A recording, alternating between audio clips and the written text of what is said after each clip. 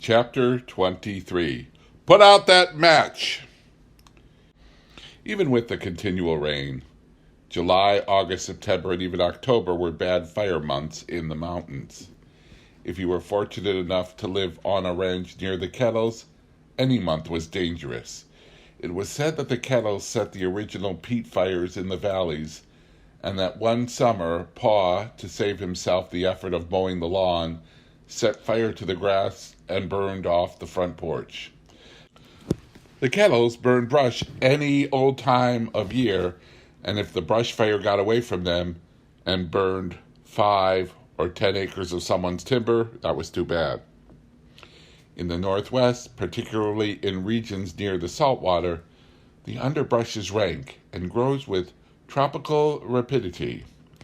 Salmonberry bushes, wild syringa, thimbleberry, and alder grow 6 to 10 feet in a season and make land clearing a yearly task.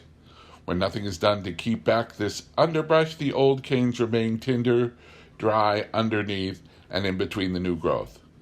This makes danger from fire a perennial thing. It was late October of the second year when Elwyn Kettle drove excitedly into our yard one morning to tell us that our barn was on fire. He said, "Pa filled the hay mow with wet hay, and the darn stuff combusted spontaneous. The barn's burning, and it set the bush in the ravine on fire, too. Ma said to warn you that it'll probably come up this way because the wind's from the south." I was frightened and ran to the chicken house to fetch Bob. Bob said, "Oh, I don't think it will amount to anything." But he took the truck and followed Elwyn back to the ranch. Bob did not return until noon. When he did come home, he was black from head to foot and very angry. He said that he was quite sure Pa had set the barn on fire to solve the manure situation, that the barn had burned, but the fire had left the Kettle Ranch and was sweeping up the draw with terrible velocity. He said that if the fire crossed the road, our ranch would go. I asked if the Kettles were helping fight the fire, and Bob said, "They helped only as long as the fire was on their land. The minute it crossed their boundary fence, they went back to the house on the pretext of protecting the house and outbuildings. When I went to get the truck, I saw them all on the back porch, drinking homebrew and laughing and talking." Bob told me to spend the afternoon hosing off our roof and soaking the dry orchard grass and preparing to feed the firefighters. He left to get help. All afternoon, cars chugged up our road and then scooted down toward the Kettles. Bob had spread the alarm, and the farmers were answering the call for help. I learned later that Bob had gone even farther. He had asked Maxwell Ford Jefferson, the moonshiner, to help, and Jeff passed the word on to all his good customers. I made gallons of coffee and hundreds of sandwiches, and at about 4, the firefighters began filing warily in, black-faced and dirty. They ate sandwiches, drank coffee, and cursed the Kettles. The smoke rolled up the draw and obscured the sun and stung my eyes while I put out the lanterns and fed the chickens. Each batch of fighters brought more frightening news. The fire was almost to the road in several places. The wind was getting stronger. Once the fire hit the timber on our place, we would have to run for our lives. About 7 o'clock, Max Jefferson knocked at the back door. He was all alone. He said in his soft, liquidy voice, "Just thought I'd drop by and tell you not to worry, honey. I've got the biggest bunch of drunkards in the United States out fighting that fire 'cause they think my still's up this-a-way." Jeff was a tall, tobacco-colored, lithe man with old-world courtesy of manner, a southern drawl, and light yellow eyes, which saw in the dark and spotted every exit in the room before he crossed the threshold. He drank his coffee and ate his sandwiches, tilted back in a kitchen chair, occasionally fingering the gun in his coat pocket and flashing his big white teeth. After he had finished his coffee, he said he had something for me in his car and went out and brought in a 10-gallon can of whiskey. He set it down carefully in the middle of the kitchen. "That there's fine whiskey," he said. "It's been hanging in a tree. Should be smooth as oil now." Before I could thank him, he slipped out the door and was gone. I put the baby to bed, then went out the front porch to watch the fire. It was only about 2 city blocks from the house, and the snapping and crackling were fearful sounds. The firefighters report that they had kept it out of the heavy timber down by the water pump, and that the wind was dying down. I wandered aimlessly around after each batch of fighters had eaten and left, trying to choose what I would take in case we had to run for it. It narrowed down finally to the baby, the keg of whiskey, and the animals. I put my sorority pin and my high school graduation ring in my purse, my silver in the diety bag, and we were ready.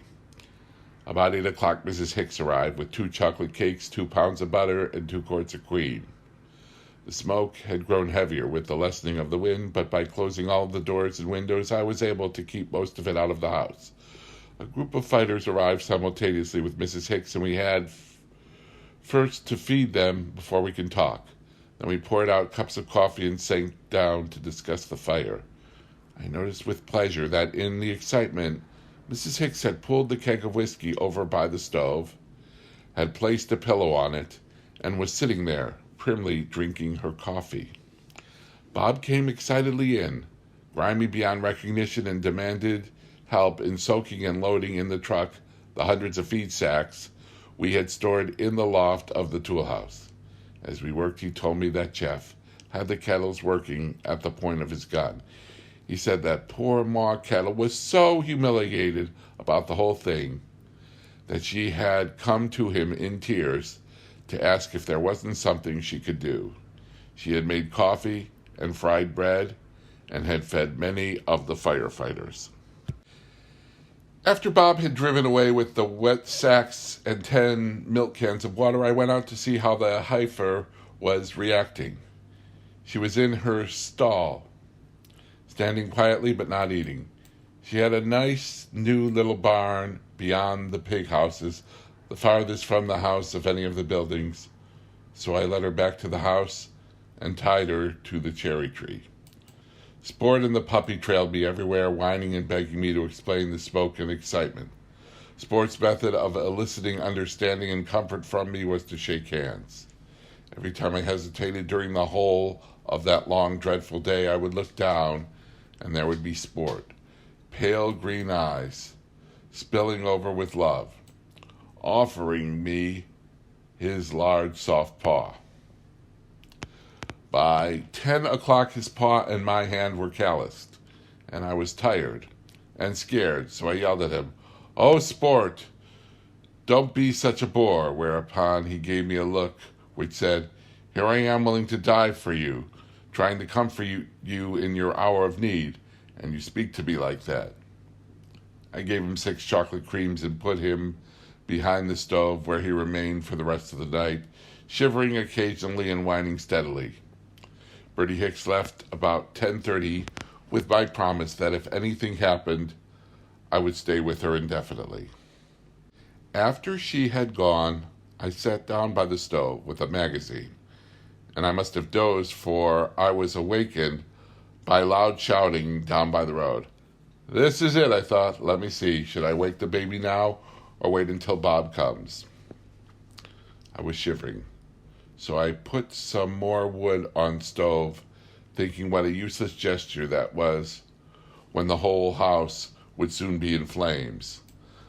I put the diaper bag on the whiskey keg, laid my purse on the diaper bag, glanced out the window to see if the heifer was still tied to the cherry tree, and we were ready.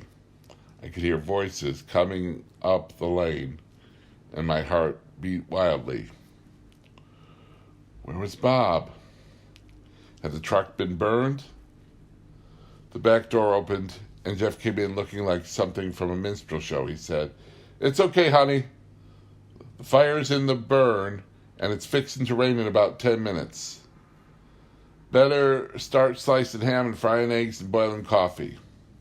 There's an awful hungry mob on the way up." I rushed and untied the heifer and led her back to her stall.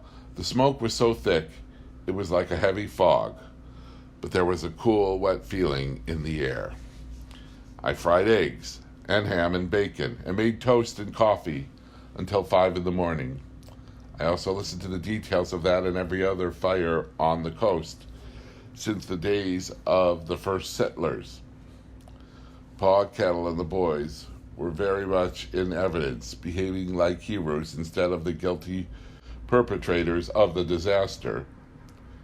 And with the camaraderie produced by success and my keg of whiskey, everyone else adopted the same attitude, getting Pa to tell over and over when he first smelled the smoke what he did if he lost any livestock and so forth.